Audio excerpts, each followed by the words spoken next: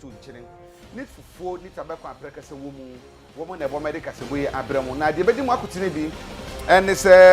mampani na nado and mampani abedi akire Dr. Bamadu Baumia and so akwa kujam ye mampani dada Jerry John Rawlings mampani dada Jerry John Rawlings yiyo ihu na Ghana for do na akire odo na adanse de bebre Supreme Court kwa asetena na efa abato etu ye hu samsam na nomde etu akire se mampani dada Mahama Ninkata bi odaba se ohwe na adanse a eyada se fo nsam ya twegu krata so ye ma kwa ma san ye biu no eyade aboma no ho ekwa Ghana Revenue Authority womo at the International Customs Day NCC yekuo no ahwemu e de fa dwumre katahye ho womo de ho report aba adwadifo ma womo tonto niema e wo Kumasi race course no wo sese aban e ma wo PP se de be ya obebo wo ho eban Ense bi ka na de bram se kasebo akenkanfo yeso mo na nwumre yi ayeme Agya Kwabena mene Obahima Afia Asiedu Afia kasebo no emu nsam nie British ebo man Ghana ayina yenim ayanim sam ye mampendada JJ Rawlings e kan chine gu ye no yeguna ye so a enya sem kuma kra na no ena mpanyifo achichi fi achirichi ne benche asofo Ghana fo ni petitu dodo no a ena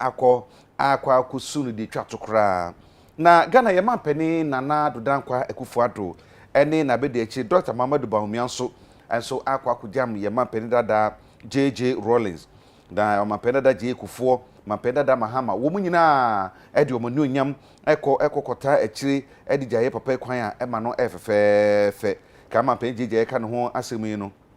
Afia mu ena sa atorenchemu na se afi ko da wieye mu ena sa atorenchemu esi ya akọ aye ayrohosem pa anya sem kuma kra Ghana man mu ade ebitu aka se British kese pa na aboyen Accra International Conference Center ho ane yededa ye papa ya sisi aka sei amanfo efi achichi ne benchichaye abusua amoyoku ahodo asofo abanhodo na musifo ne penfo bebre nso ekwa wo mo so akokogya mabusua no ngano na yemampani dada John Najekum Kofo John Dramani Mahama ana fe yemampani na nado dan kwakufo ado and Dr. Baumia nso akoy bibia etisade akaye papa JJ Rawlings Yeda so ewo mampani dada JJ Rawlings na yiye no emom na Ghana for dodo na akire odo papa ebra wo akotwa ne ho ahia na wodi ne ho adanse pei akaka ku bebre ene fi o mechichi ne bencheye a wo akohwe ne ni achi wo mu bebre na na UTV ene o etwetwe enkomo We will fondly remember him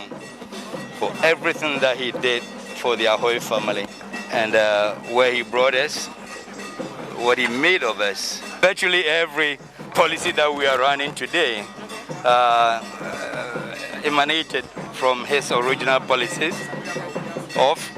rural development, getting this country on the export front, on the investment front, on the infrastructural development. I mean, everything that is going on here. And we just have to keep showing his legacy through the video, the film that we have, so the current generation, the future generation will see what he did for this country, as a result of which we are today mourning the death of such a great man. Ghana for your swording, and I did Jerry Rawlings to Shambo. 79 and in 1981 this year. Say Sunyadia Kwabena hunu kakra our papa no ho said they will sit Ghana the mine ne Ghana for or the name kwa na ho den ni bibia to o ma Ghana they didn't have more they could die and ne ho say once in the life of every country somebody comes out whose values and principles are to the better majority of the people of country. Mekai, there, Oyobia, or the BBC the Nuado. Now, Martin, the BBC will Nuada, now you're nephew. My Yabashin, if you mean there. Yamabia, Akada Yanya, now, what's I be bill, or the kind corruption. Ozi otodo yambo ahia especially who won you be never would have still be more fna Njoda yechichiro man in such a way there. Nyede nipa no wo honko tin no tumu kasa ma BBC na mom system na ye creating abo nipa especially who awon yibin mo be ya obiara oto anamona the system takes care of it rather than say nyim obi a ono entum nkokan nyama kakra ye de baka ran so you obi a oni jeje be yeduma you must be prepared to be humble, you must be prepared to be honest, you must be prepared to be hardworking, you must be prepared to be patriotic. And yes, I only know to me Yeduma. And it was like working with him, no, you were always conscious of the fact, say, unye bibia ebe inke ni displeasure na ni anger. Because if you do obepamu. And I'm happy because these values as a person have helped me greatly. He imparted in us that we are very grateful to him for. So sisi a omaimu Ghana fana nyina yewo bibi to say electricity. And I'm running so na my buy. Ohe ya kwan ya na nye runs SRT bibi FM ship 1 ship 2 urban 1 urban 2 and oye ma Ghana ya kwan ya e dam so e di dwa e de koba otimi ye ma ya enti wajabi eno na na yan TUC me me mpanim for say runs a film a o se eba na ebejam na busafo na ye no omo edi sabre hoyi. For me, you know, the creation of the Fourth Republic and and I think the basis of the rule of law, of kind of human rights, of democracy, are the legacy, and they're the essential underpinnings for all that has followed, and I hope so much more to come for Ghana. So look, I think many of us wish we could kind of, you know, pack as much into our lives, and I think we obviously mourn, but I think we also must reflect as well, and what a legacy he leaves behind.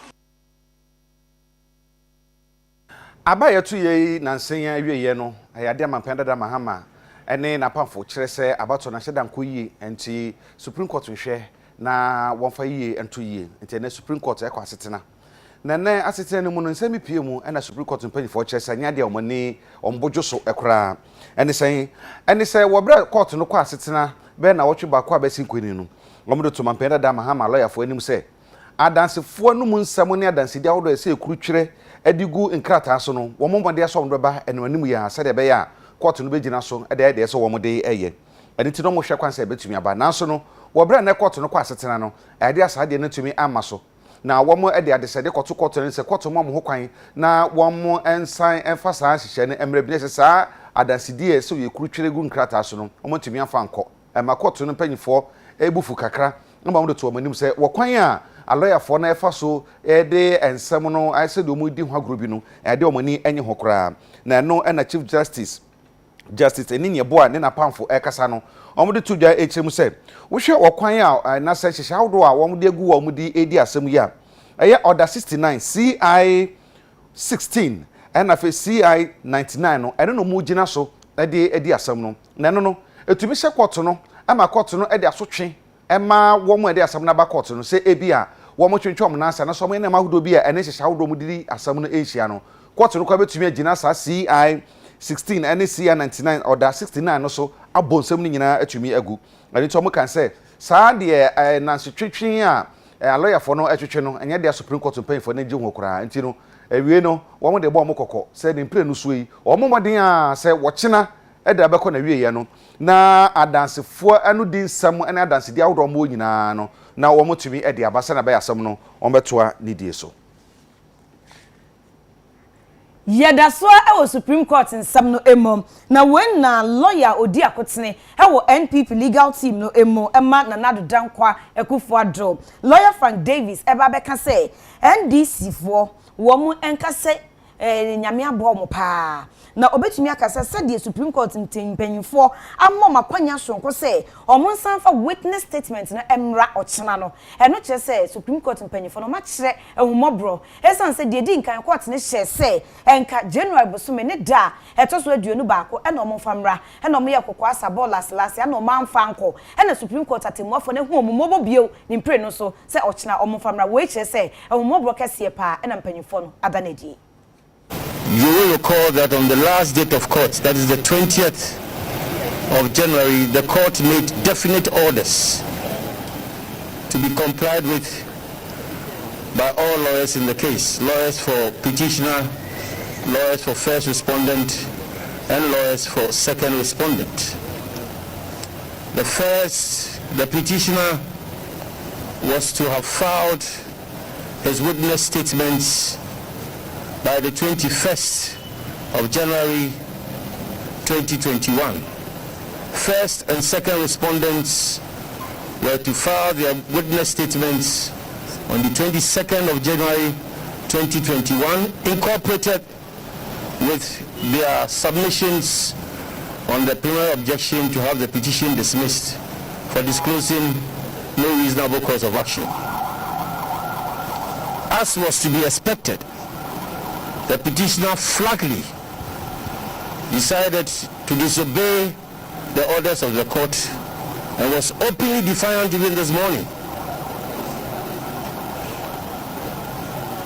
I must say that as practitioners of the Supreme Court and as lawyers who attend to court regularly, we need to exercise a little bit of restraint in the choice of our language. It's very important, because at all material times we are officers of the court.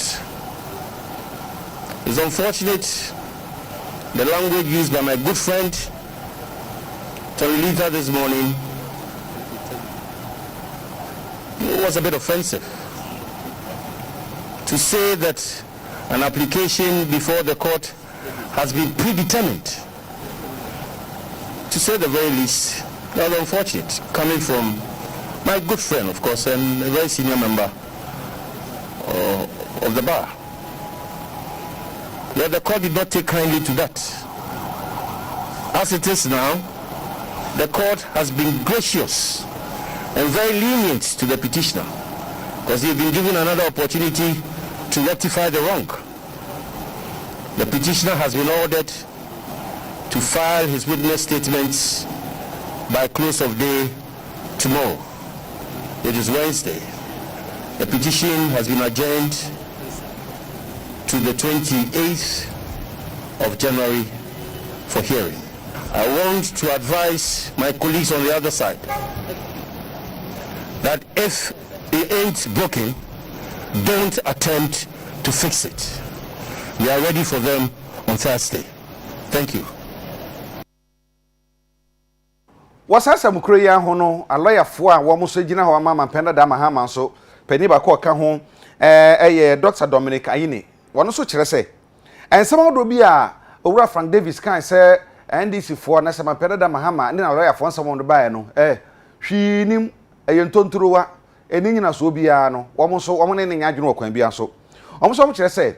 wo mo so wotumi wo mo munimdie se lawyer fo wo mo nyina so enti wo de ensema hodo ni nyina bae na so mo tifie keke na se mo aso da bi keke no mo de ba court ho no a se owura Frank David so ka bia ti sa no a anya de omani agi e wokwan bia so no mo se sansam wo kan no won so mo nyina so na abiripam no se court bu asem no wi a ana Ghana fo be hu se no kuranie na mo nyina so ana se omuni nyina so ana. The Supreme Court has given an order for the petitioner's witness statement to be filed by close of day tomorrow, and for us to resume hearing of the case on the 28th. But before I go into what has happened today and other matters, I want to record our disappointment with respect to the language used this morning by a senior member of the bar and former president of the Greater Accra Regional Bar, Mr. Frank Davis. The language that he employed this morning is unacceptable in describing the actions of petitioners' lawyers as theatricals, in describing us as persons who intend to be intransigent and disobedient to the orders of the court. I am sure that Mr. Frank Davis knows that all the applications that we have brought are within the framework of the law. I also wish to make it abundantly clear that this is far from being a frivolous and vexatious petition that His Excellency John Dramani Mahama has filed. the impression being created by the MPP, the opposition, the ruling MPP, is that we came to court with a frivolous and empty petition, and we are just seeking to engage in theatricals so that the petition will not be heard. His Excellency John Dramani Mahama is far from being such a person. If you look at the petition, it has two purposes. The first one is to hold the chairperson of the Electoral Commission, Jane Adukwe Mensah, accountable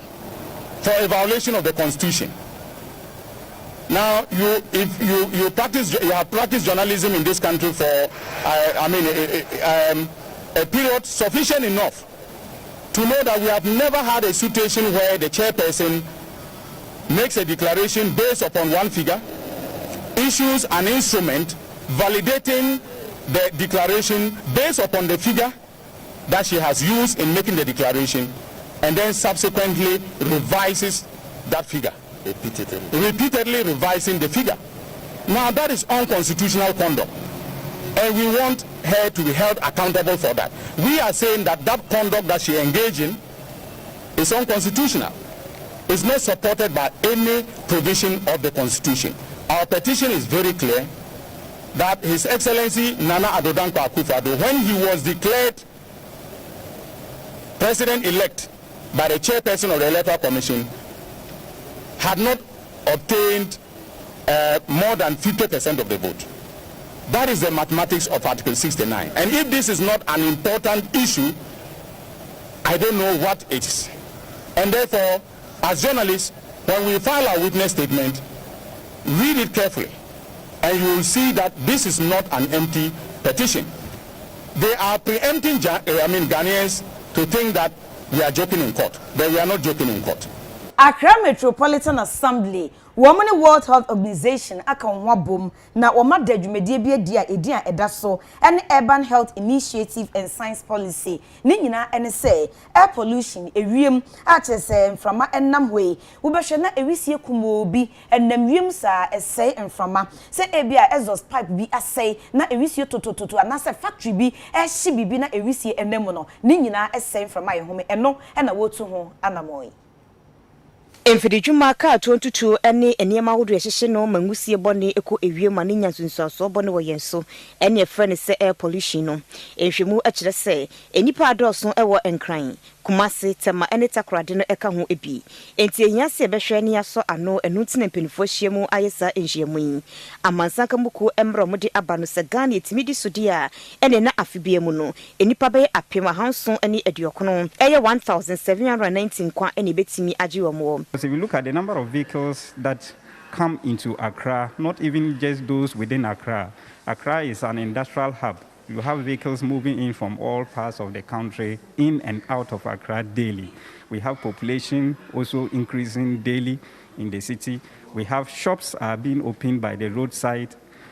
At the end of the day, the rubbish, the garbage that is accumulated by the wayside is burnt, and all these are contributing to the pollution levels. Per the 2016, WHO conducted a study, and from the estimates we got, about 1,700 people in Greater Accra alone were dying out of conditions related to air pollution. In 2020, the study also showed that over 2,000 people in the Greater Accra region alone are dying out of air pollution and air pollution-related diseases. And that is the reason why we are bringing all stakeholders on board to take this initiative seriously. Dexmon appear any Emmanuel Apo enso any UTV edi nkomo efa de betimi aye abo akon edi etia air pollution ho. Air pollution your friend be say transboundary. Wotimi shiwra no wa ha na hu susuaso no e wotema. Enti se wutu anamo a so make sure say omu so a affect omu no omu ka ho. Na yate apart from see here won kran ha no EPSA omu na even Togo for na Abicos for na ade nyina ka air pollution ho asem. Te say de enso ye ne German for no ne GIZ any WHO edi ho kita ho no. Enti anamontuo na ye mra no nyina be SCP no ne education ana afi ne enforcement no with time no ye hwe part enam so na e che say ebegboa wo hia de bia na wisi na eba bia no poison wom ebi wo ha e say plastic wo mu a rubber wo mu a the poison enenam ebi wa na paint wo mu the poison enenam ebi wa so make so na nyema chicheche mu no I come from a home nyina na the but until etimi ma ahram nipa ahram etimi essay etimi ma bi no so akoma ayare etimi ma bi no sinya asthma ni nyema bebre no enti no dialogue ni nyina say ya de omo a stakeholders no omo di dwuma se bia assemblies ni nyina omo ye abodie mu nyansa pa hwehwe mu researchers ne ya so regulation ade nyina ehia na ya de adwen aba na ya hyehyɛ bibia ebitumi aboa ma saa nyema nyina na akoso ani hu dawuro adesima ma madam Roma moma yenkɔgye nkrato yɛba yɛka